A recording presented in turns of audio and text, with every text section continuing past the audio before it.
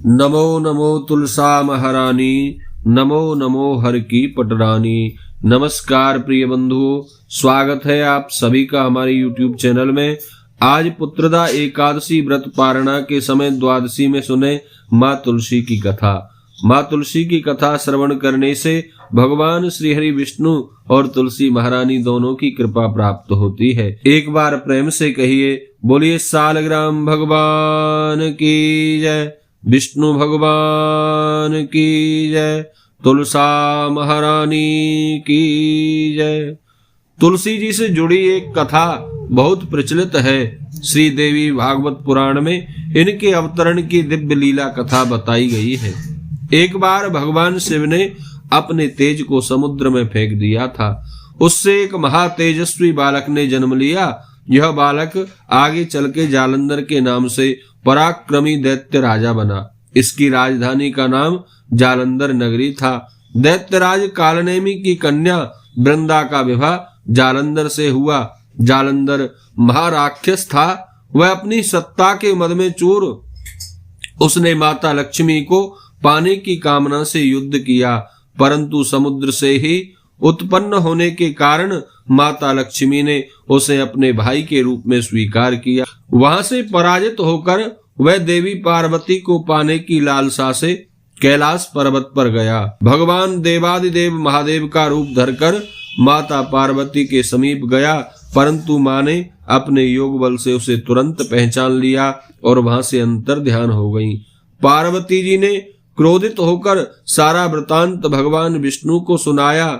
जालंधर जो था वह भगवान शिव से युद्ध कर रहा था, परंतु अपनी पत्नी वृंदा के पतिव्रत धर्म की वजह से वह भगवान शिव से पराजित नहीं हो रहा था। इसीलिए मां पार्वती भगवान विष्णु के पास गईं।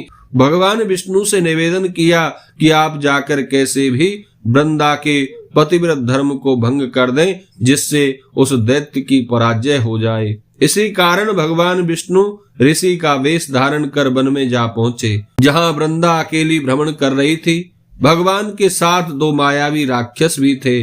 उन्हें देखकर वृंदा भयभीत हो गई। ऋषि ने वृंदा के सामने पल में ही दोनों राक्षसों को भस्म कर दिया। उनकी शक्ति को देखकर वृंदा ने कैलाश पर्वत पर महादेव के साथ युद्ध कर रहे अपने पति जालंधर के बारे में पूछा। ऋषि ने अपनी माया जाल से दो बानर प्रकट किए। एक बानर के हाथ में जालंधर का सिर था तथा दूसरे के हाथ में जालंधर का धड़ था। अपने पति की यह दशा देखकर वृंदा मूर्छित होकर गिर पड़ी। होश में आने पर उन्होंने ऋषि रूपी भगवान से विनती की कि वह उसके पति को जीवित कर दें। भगवान ने अपनी माया से पुनः जालंधर का सिर धड़ से जोड़ दिया, परंतु स्वयं भी उसी शरीर में प्रवेश कर गई।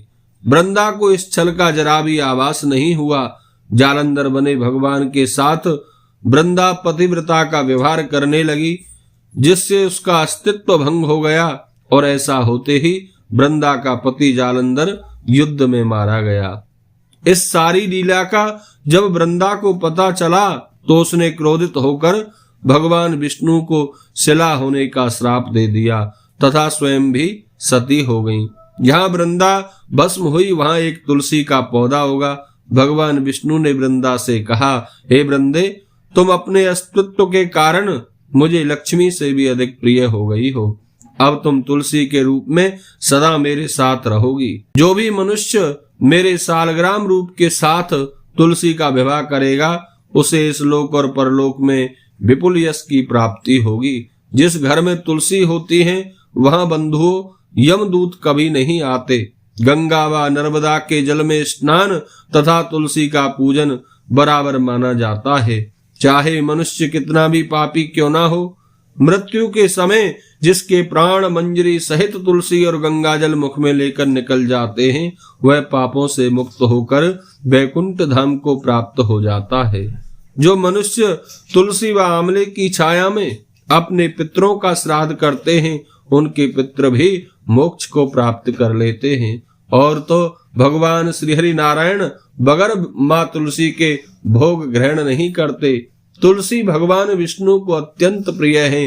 बोलिए तुलसा महारानी की जय।